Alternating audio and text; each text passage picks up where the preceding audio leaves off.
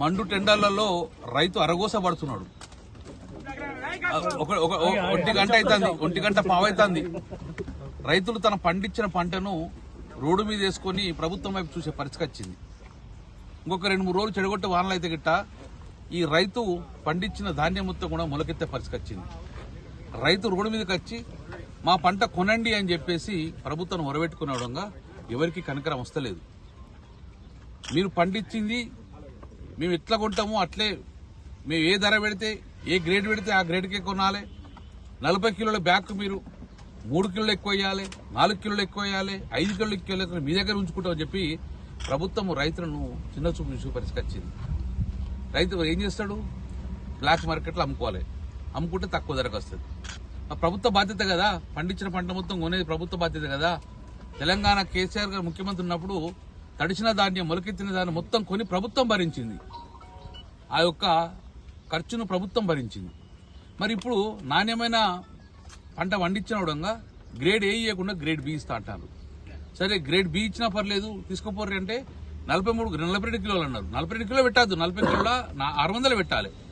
41 అన్నారు, 42 అన్నారు, ఇవాళ 43 పెట్టుకుని 44 పెడతా అంటుంది. అంటే ఈ రైస్ మిల్లర్తోటి ప్రభుత్వం కుమ్ముక్కైందా? అధికారులు కుమ్ముక్కైనరా? ప్రభుత్వం ఎవరి వైపు ఉండాలి? ప్రజల వైపు ఉండాలన్నా, రైతుల వైపు ఉండాలన్నా, రైస్ మిల్లర్ వైపు ఉండాలి. అందుకే ఈరోజు నేను రావడం జరిగింది. అధికారులతో మాట్లాడినా, చాలా సీరియస్ వార్నింగ్ చేయడం జరిగింది. ప్రజలు ఈ యొక్క ప్యాడీ క్లీనర్ వేయలేకపోతున్నాం కాబట్టి, ప్యాడీ క్లీనర్కి వసతి లేదు కాబట్టి మేమే స్వచ్ఛందంగా 1 కిలో 400 గ్రాములు అంటే 42 కిలోలు మేము ఎక్కువ ఇస్తాం, మీరు తీసుకోని అంటే ఒప్పందం చేసుకున్నారు. సరే అన్నారు. 42 కిలోలతోటి పెట్టడమే తప్పు మేము. కానీ ఇక రైతులు వర్షం పడితే ఇబ్బంది అవుతుందని చెప్పి తొందర పోవాలని చెప్పి 42 కిలోలు పెట్టడం జరుగుతుంది. కాబట్టి ఇమ్మీడియట్ గా ఈ యొక్క డిస్పాచ్ కావాలి. రైస్ మిల్లర్ నుంచి దించుకొని ఓటీపీ ఇచ్చే బాధ్యత అధికారులది.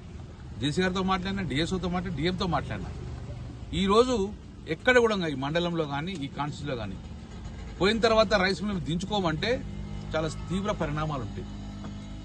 ప్రజల పక్షాన పోరాటం చేస్తుంది. అధికారులు మేమందరం రైస్ మిల్ దగ్గరకు పోకుండా చూసుకోండి.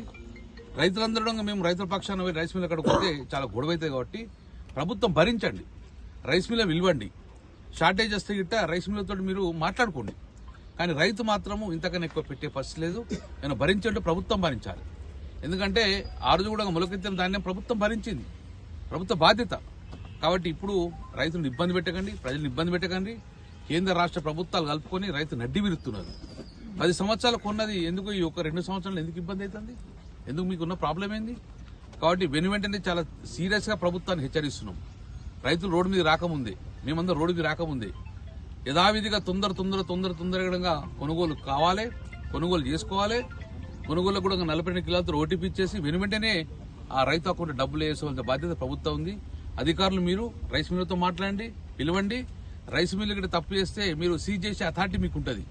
సీజ్ చేసి వాళ్ళ కేసు పెట్టే అథారిటీ మీకు ఉంటుంది. కాబట్టి రైతుల పక్షాన్ని నిలబడి ఇమ్మీడియట్ గా కొనుగోలు వేగవంతం చేసి 4-5 రోజుల లోపలే కరీంనగర్ కాన్స్టిట్యూన్సీ లో ఉన్న టోటల్ ప్యాడీ మొత్తాన్ని కూడా మీరు డిస్పాచ్ చేసుకుని రైస్ మిల్ చేర్చి ప్రభుత్వానికి ఓటీపీ ఇచ్చేసి ప్రభుత్వం ఓటీపీ తీసుకొని ఇమ్మీడియట్ గా వీళ్లకు డబ్బులు జమ చేయాల్సింది మనం డిమాండ్ చేస్తున్నాం.